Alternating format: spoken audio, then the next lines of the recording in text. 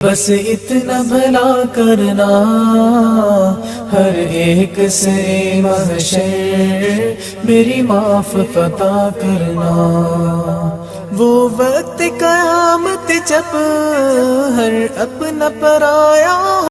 ناظرین گرامی، السلام علیکم ورحمۃ اللہ وبرکاتہ۔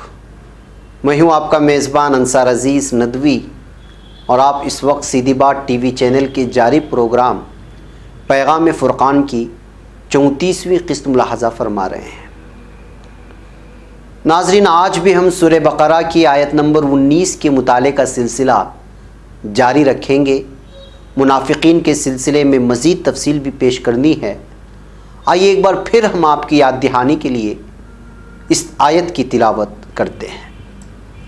اعوذ باللہ من الشیطان الرجیم، بسم اللہ الرحمن الرحیم۔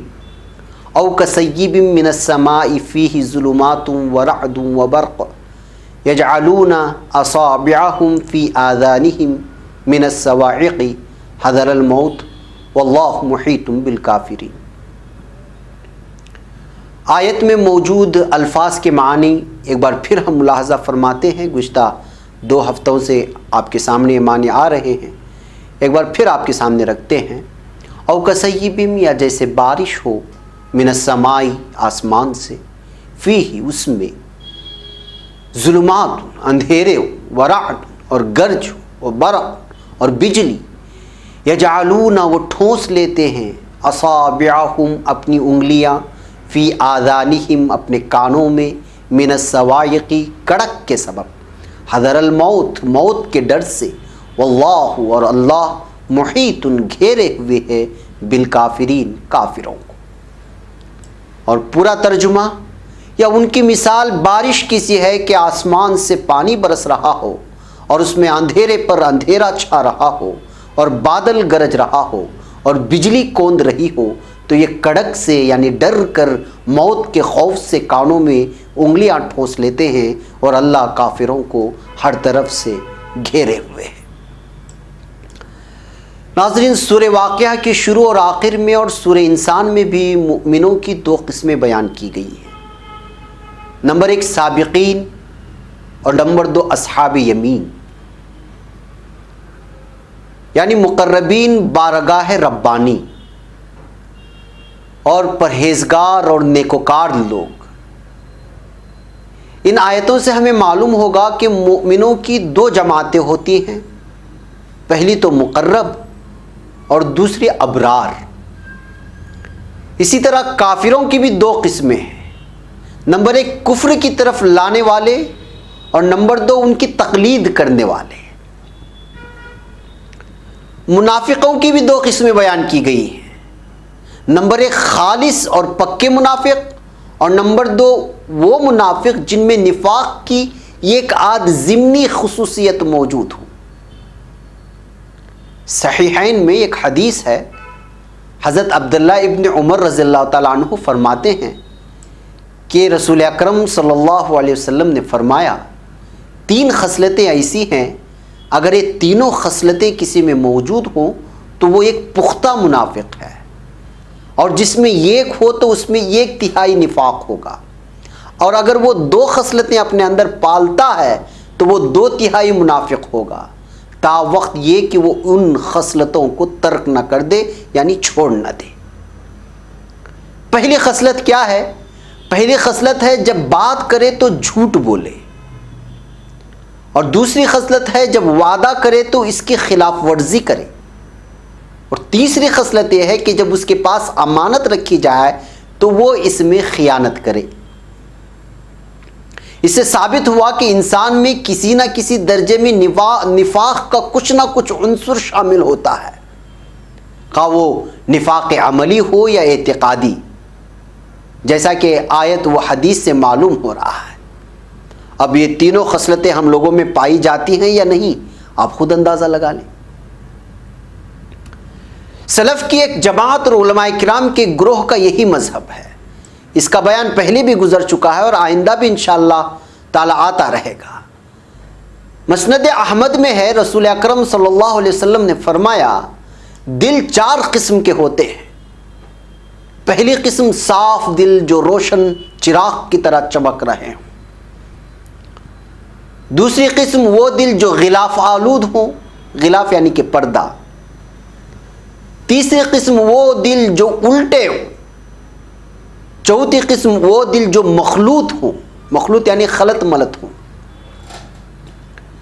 پہلی قسم کا دل مومن کا ہوتا ہے، مومن کا دل ہوتا ہے جو پوری طرح نورانی ہے۔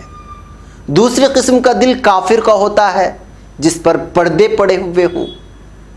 تیسری قسم کا دل خالص منافقوں کا ہوتا ہے جو حقیقت جانتا تو ہو مگر جانتے ہوئے بھی انکار کر دیتا ہو۔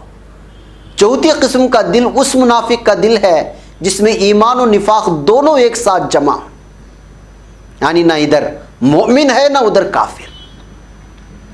ایمان کی مثال اس سبزے کی طرح ہے جو پاکیزہ پانی سے نشوونما پا رہا ہو، اور نفاق کی مثال اس پھوڑے کی طرح ہے جس میں پیپ اور خون ہو اور ان کی مقدار بڑھتی ہی چلی جائے۔ اب جو مادہ بڑھتا جائے وہ پھوڑے کے سر پر غالب آ کر رہتا ہے یہاں تک کہ پھوٹ کر بہنے لگ جاتا ہے۔ ناظرین، اس حدیث کی اسناد نہایت ہی عمدہ اسناد ہے۔ حضرت ابن عباس رضی اللہ تعالیٰ عنہ فرماتے ہیں کہ اگر اللہ چاہے تو ان کے کان اور آنکھیں برباد کر دے۔ مطلب یہ ہے کہ جب انہوں نے حق کو جان کر اسے چھوڑ دیا تو اللہ ہر چیز پر قادر ہے، یعنی اگر چاہے تو عذاب و سزا دے، چاہے تو معاف بھی کر دے۔ یہاں اللہ تعالیٰ کی قدرت کا بیان اس لیے کیا گیا ہے کہ پہلے منافقوں کو اپنے عذاب کی خبر سے اور اپنی صفت جبروتی سے ڈرایا جائے اور کہہ دیا جائے کہ وہ انہیں گھیرے میں لینے پر قادر ہے، اور ان کے کانوں کو بہرا کرنے اور آنکھوں کو اندھا کرنے پر بھی وہ قدرت رکھتا ہے۔ قدیر کے معنی قادر کے ہیں، جیسے علیم کے معنی عالم کے آتے ہیں۔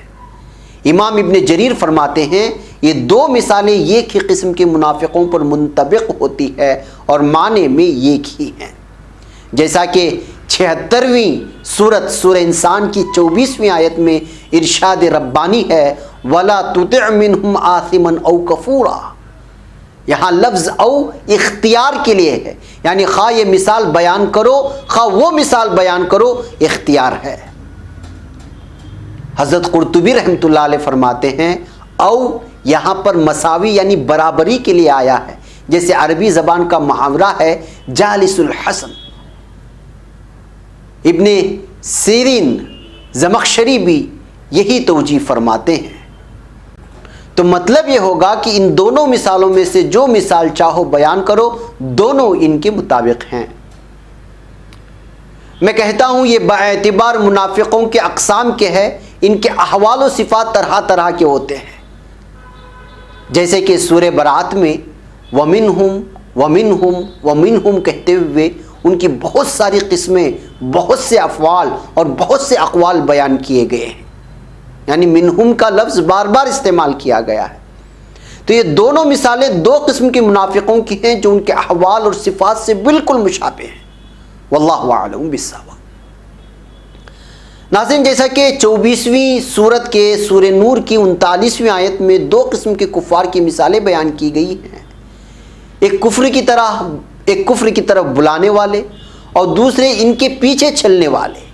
فرمایا والذین کفروا اعمالهم کسراب بقیعۃ یحسبہ، پھر فرمایا او کظلمات، بس یہی مثال یعنی ریت کے تودے کی مثال کفر کی طرف بلانے والوں کی ہے جو جہل مرکب میں پھنسے ہوئے ہیں۔